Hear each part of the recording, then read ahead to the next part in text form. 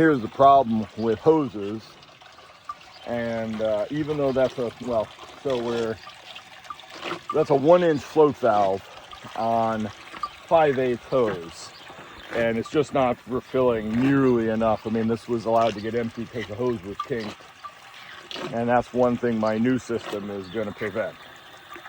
There will be a couple hoses involved in it, just to extend it in a couple points I didn't allow for watering. But basically, it's just going to be tap points that I can put a trough with a very short hose on it and a very much better float valve than that. And the idea is, if there's no leaks, then I can just leave it on, and there can always be a small amount of water in the trough, and when they drink it, it will fill right back up. The problem with the big trough is, and our current system is, it doesn't refill fast enough because, like I'm saying, the hoses are, this is a better setup that I've had this year so far, but that's because of the 5/8 hose. When we're set up better, things should refill much faster, because what's the problem is, this doesn't refill fast enough. The cows will drink it down, especially in this hot past couple days, and then it takes a long time to recharge. So you're instead of just filling 10-15 gallons every time a cow drinks, it's having to fill 150 gallons. And it's much harder on our well because our well's recharge rate is much slower, and especially in the summer when the water table drops, it just becomes a big issue, and we keep tripping the well safety when it senses low water pressure in the well. So, oh, they're fighting over that damn thing. I better go stand over there. Well, they're drinking. Yeah, so 6 heifers here, and they're keeping this thing drained right down to the bottom because the recharge rate is so slow. Oh, and I see one of them standing on the hose. Come on, get out of here. Come on, get out of here. Gonna have to stand here for a minute till they give that a chance to recharge. Clearly, something changed yesterday afternoon, because it was fine at milking time in the evening. So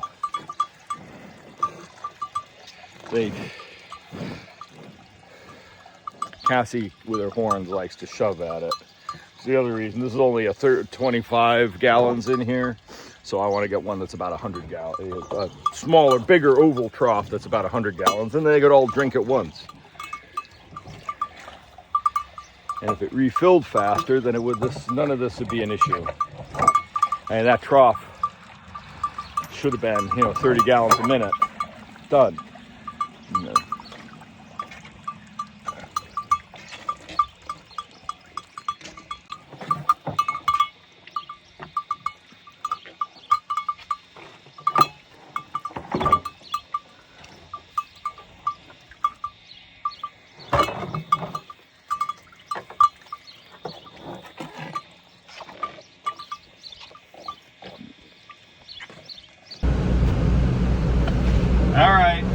It is not the day that was forecast. It is cool and gray and damp this morning.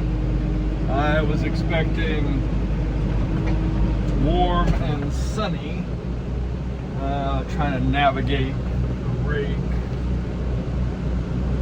over an obstacle, turning the corner into this lane. Alright, good. It fits down the lane just fine. About to enter the field, and then I gotta set the rake up. It's good practice, I guess. It's kind of ridiculous setting the rake up for about 10 minutes work, but I gotta try it somewhere, and I gotta test the baler. So yeah, I'm gonna rake up this little patch now. I was hoping to wait for a couple more hours and let it wilt a little more, but it is not looking like it's going to be dry this afternoon. I know there was 30% chance of rain predicted and only a 10% chance of rain tonight, but it's sure looking like it's going to be a potentially wet afternoon, or at least maybe a thunderstorm roll through. So I'm going to go ahead and get this done now. it'll make silage. It'll probably be the best silage I make because how tender it is.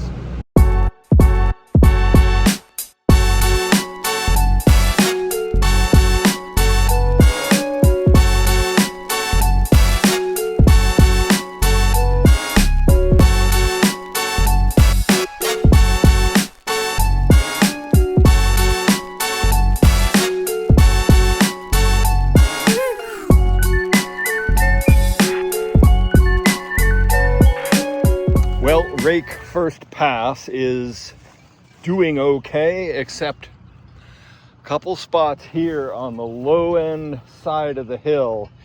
It seems to be tipping downhill too much and it's ripping up sod, which isn't good. Now, I did say yesterday that this was going to be a test of the emergency broadcast system, that this was going to be the most difficult field and part of the field to test it on. So, you know, it is leaving a little bit behind here and there. Now, that was just where I was starting out. It does not help that the mower cut this grass really unevenly. And it doesn't help that there's some divots in the ground. So the other thing is it's not making a very clean, crisp, good windrow. And I don't know what that means. I don't know whether that's the grass condition, the timing on the baler, on the rake. Yeah, I just don't know. I'm gonna have to come down the back side of this windrow and just see if I can tidy it up a bit. I was really thinking that, well, I'm surprised the curtain's very high up off the ground. So it's like you can see where it's scattered hay underneath and beyond the curtain. And it looks to me like I should lower the curtain quite a bit. I guess that's what I got to do. This should really be riding just about on the ground. Now I've got I raised it up a little bit as a compromise to see whether it was going to do anything, and it helped keep the rotors out of the ground in most of the places. But now I'm wondering, if the jockey wheel is actually on the ground. Yeah, it's supposed to be lightly pressing the ground just to keep these tines up should the front of the unit dip. So all right, I'm gonna get a wrench and I'm gonna lower that and see if that doesn't help. I didn't realize that was as adjustable as it is. Well, I did just raise up the rotors another touch more. I was gonna adjust the skirt in and out, but I think I like the size of the windrow as it is. Lowering the curtain has helped quite a bit.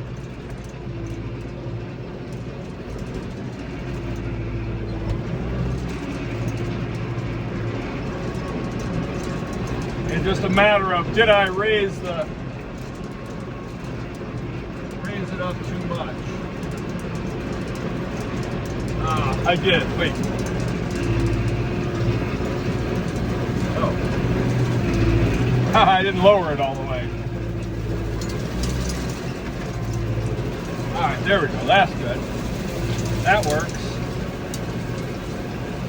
I do notice that in these tight corners, it is a little hard to figure out what to do. Now, raise it at the headland. Turn, I'm gonna go back down this. Oh shit!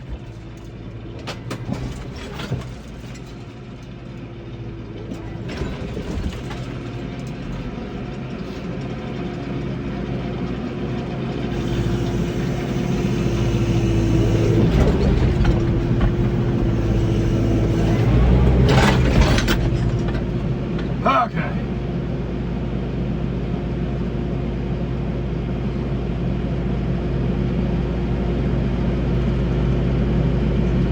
Damn, turning that direction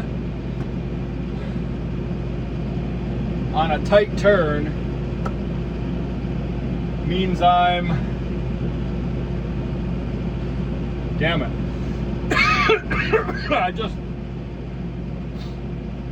backed into the, as I, God damn it. Brand new rake, heart-stopping moment. So as I turned, the tire caught this. And I don't know if I can make this turn. Certainly not as sharp as I needed to make it. All right, that's something to pay attention to. I was only doing outside turns before. Now I had this raised.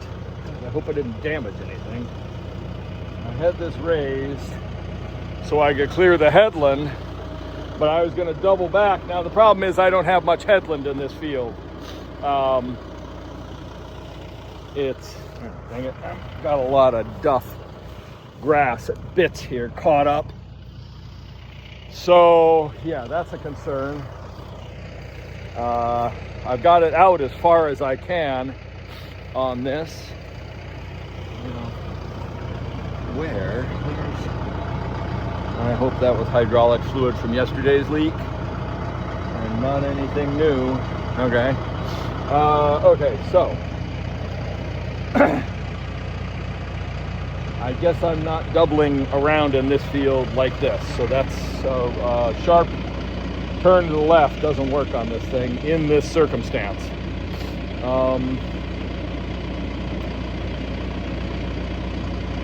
All right. Now I gotta figure what to do. I guess I go up and I start another windrow and try that. Yeah, that was scary.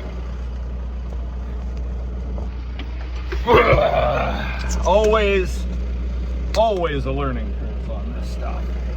Don't anyone ever convince you that farming's easy. That people who don't know anything can farm. Because there's always something. Now, let's see if I can navigate this next turn without catching myself. It was just that steep turn. Oh, God.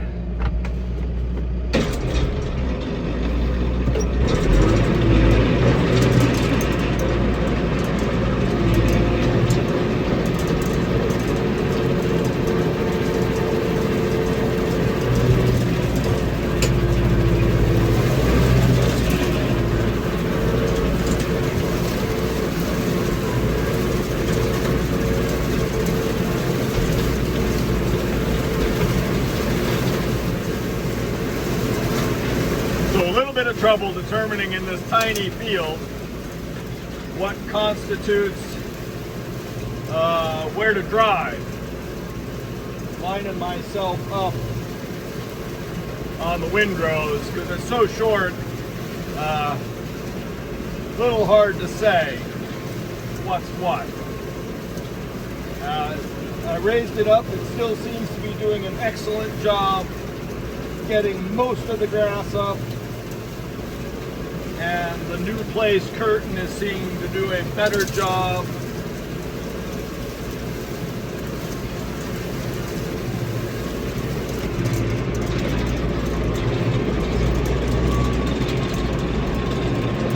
And as long as I'm not trying to do a hard turn, it seems like I can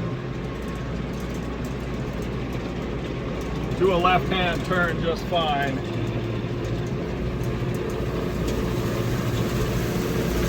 Now it's also knowing how long to hold this handle down for to lower it. Now, the rake is doing exactly what I wanted it to do. It's taking 3 windrows and combining them, 3 swaths, 3 mower swaths, and combining them into a windrow.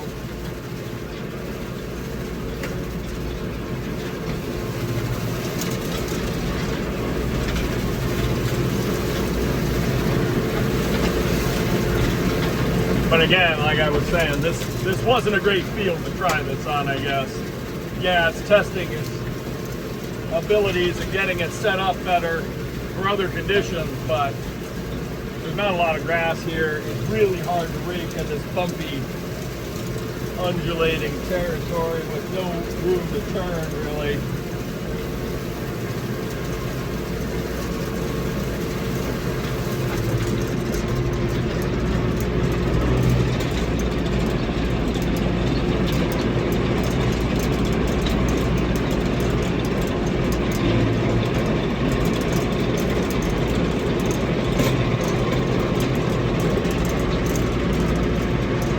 Now I gotta drive around the field and come back.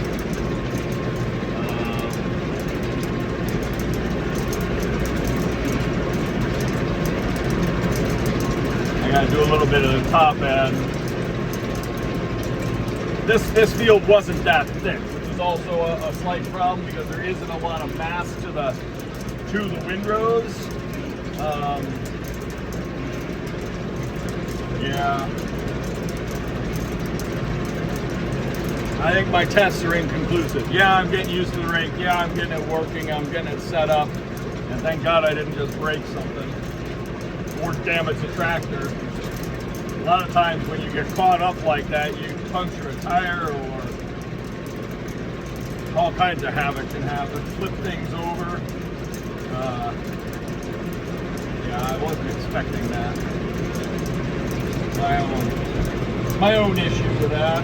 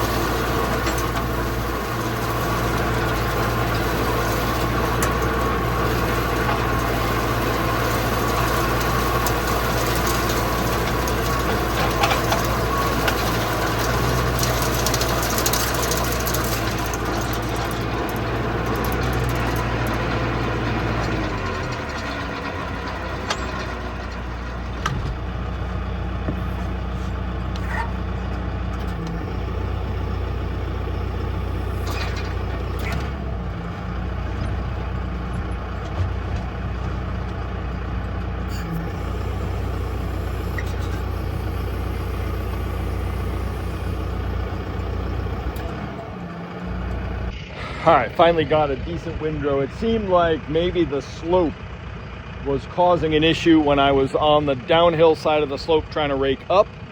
But when I was on the uphill side raking down, we've got a fairly nicely defined windrow. Not like it would be if it was flat. Now, this stuff is amazing. It's wilting down. Excuse me. I was really counting on a oh, damn it. I was really counting on it being a lot warmer and sunnier today, but the breeze is nice. Yeah, the baler will pick this stuff up, such as it is. Now, I am a little bit, I'm not quite sure. It's obviously there was a clump and I was running in a wheel rut, so it's down here. I can't come up much higher. I mean, it is doing a great job picking up 90% of the crop. So that's good. And I want to definitely, I may have to adjust it when I'm out somewhere else. But for now, I think I've got it dialed in. There's always a learning curve on this stuff. It's always a learning curve. I think I got the jockey wheel. Now there is something about, if it isn't collecting enough, or if it's if it's spilling out, there's some adjustments to make that I don't quite understand. I don't see a video about that. So again, I want to try, now that I've got it, I've worked it, I've almost broke it. So that's a rite of passage right there. I want to get this baled up. I don't want to mess with the rake anymore. I can play with the rake in a big open field now that I've got a concept of it, now that I've tested it. I may also have to reduce the dimension of the curtain, the distance. Now I did twice the amount of distance because the baler is hungry. It wants a wide windrow. So this is kind of a little narrow for it, but again, there's not a lot of grass here. So what I don't want is to get a tall, narrow row like that where it's up high. That can plug the baler. So that's also why I left the curtain wide, is to have, I'd rather have a wide, even row than a narrow, tall row that's gonna, when I drive over it with the baler and the tractor, it's gonna catch stuff. So yeah, that is a concern. All right, let's get this thing wrapped up. I got to pull off the tines that aren't gonna be in the way, and put them on the carriage and get this ready to go to the next place sometime this coming week, when I do cut silage for sure. I would be surprised if there's 2 bales here. I'd be really surprised. Bale and a half maybe. I honestly don't know. I can't tell. I'm not a good judge. So, bale and a half, bale and a quarter, I don't know. I made this one slightly smaller and that one a lot smaller. Apparently the mastic that I used to patch the belt heated up and has left this black rubber residue all over everything. So I guess that was ill-advised. Anywho, I think I'm gonna loosen the belts and clean out what I can here. I hope this stuff isn't toxic to cows, now that I've left black residue all over the damn field and it's dripping off the rollers in here. Maybe it just hadn't cured enough. I don't know. It looked like it was holding well. All right, so I've got to throw this valve, back the pressure off the rollers. I'm also getting a bale ramp sensor error, which wasn't the normal one that I had been getting back when the other thing was faulty. So, and at least it wasn't stopping me from baling. It looks like it's all right. I just got to loosen the bales and pull out the stuff that's in there and see if I can. Oh, there's my patch up there.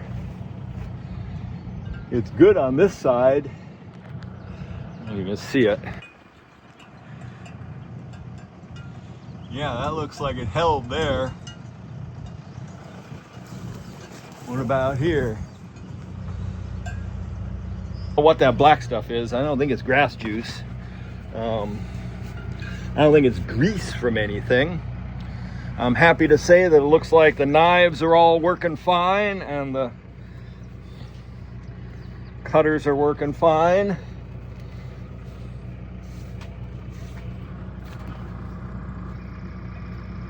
I just wish I knew what that black crap was.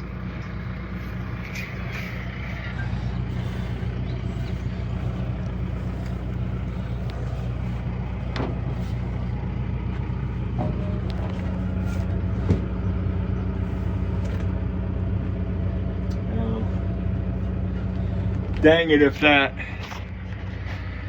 scraper up there isn't covered in stuff. Huh. Maybe it is grass juice. I guess it's been a long time since I've baled something so wet.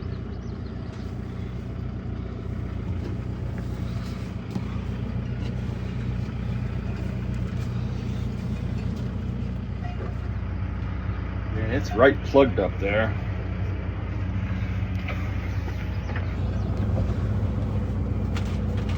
I don't like the way this scraper gets so plugged every single time. That's a good way to get covered in chaff and ticks. Worst part is as grass heats up, not only is it not going in a bale, but it heats up and causes issues. Like right here, this is all solid grass built up. I've also just raised up the intake feed by 1 chain link so that it's not dragging on the ground. It did a really good job cleaning up, but I was definitely scraping the ground, and I don't want to do that because I do not want to have to rebuild that intake feed anytime soon, not this season. All right, and it was not the patch material, it's held, so.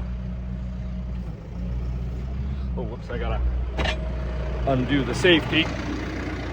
Yeah, so the patch material is all good, so that must just be grass juice.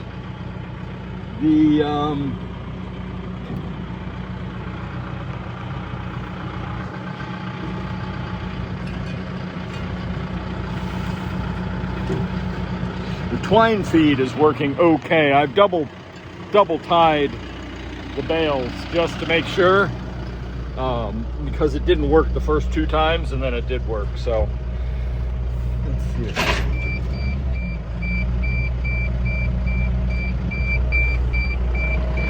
Got that. I want to see if the intake is in feed rolls are higher or not. Okay, the dolly wheels are loose and the chain is tight. So I want to make, sounds like a line to a song. The dolly wheel's loose and the chain is tight. Gonna have a good time in the field tonight. So, yeah. So I want to drop the dolly wheels 1 more notch. Let's see what happens if I do that right now.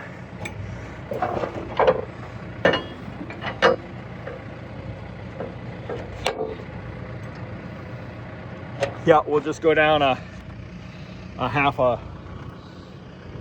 hole on the dolly wheel, and that'll just keep that floating over the ground. I want to be able to run the intake feed as high as possible without leaving crop behind, and low enough to catch the crop, but without scraping and dragging on the ground and busting tines and all the rest of the headache.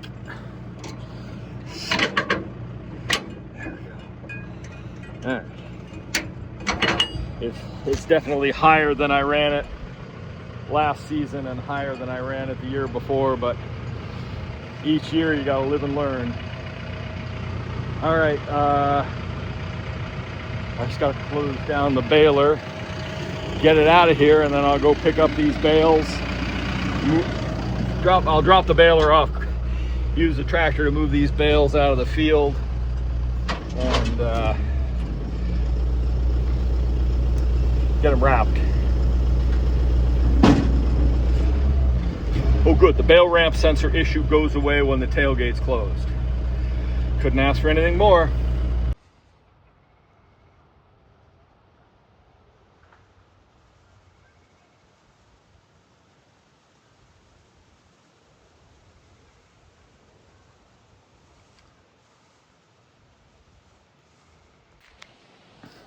I can't tell at this distance what that owl is.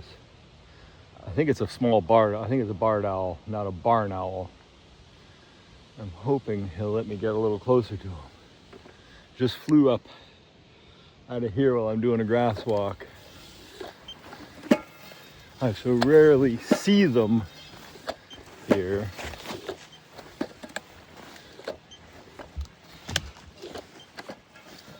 He took off. Anyway, beautiful. See this stuff? It's a grass parasite. I can't remember what it's called. Anyway, I'm seeing an increasing amount of it in the fields. I don't know how to handle it. I'm gonna have to address it soon. hopefully with a non-chemical way. Yeah, it's just as I walked through a big patch of it just there, and over at Farnsworth there was a bunch as well. Not happy about that. I know that it can choke out a lot of grass, so we can't let it get established.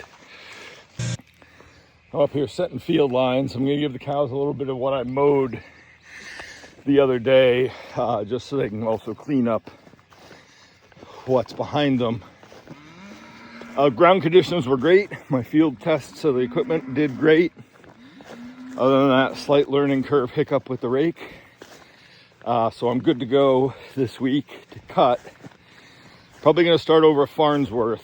And I thought I could cut Rilo's hay, but it's now giving rain on Wednesday afternoon and Thursday. So at very least, I could get Farnsworth done if the ground conditions remain. Now, we had a hellacious thunderstorm last night. I lost my posts, and I haven't checked the rain gauge yet to see how much rain fell. Everything's soaking wet out and about, but the field seems good. There's not puddles of water or anything in the wheel tracks that the tractor left yesterday, so that's a good sign. So as long as we don't get a significant amount of rain today, tomorrow is supposed to be clear off, so feasibly I could cut tomorrow afternoon and rake and bale Tuesday, which would be great.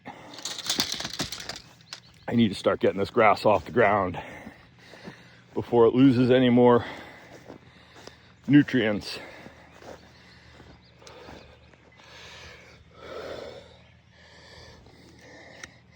And also,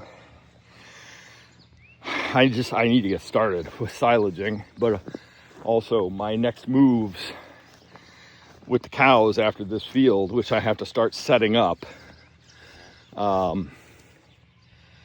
going to be big moves and vaguely time consuming. So that's going to cut into my daytime, because I got to pre-set up where both the cows and the heifers are going to go. Like, I'm out here right now racing around trying to get this done before milking, or while Allison is beginning milking.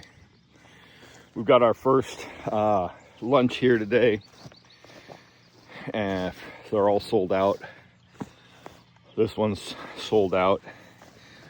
So there's a certain amount of work that I've got to plug in to do that. I've gotten lucky. I have been able to skate and not done much of the prep, but today I got a bunch of stuff I have to do to get ready for this lunch.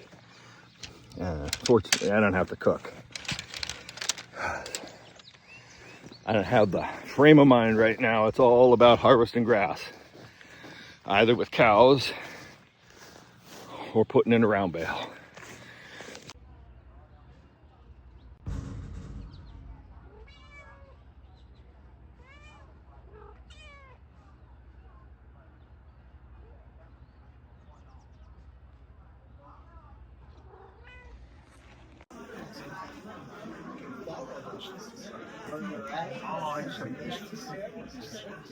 That's very cool.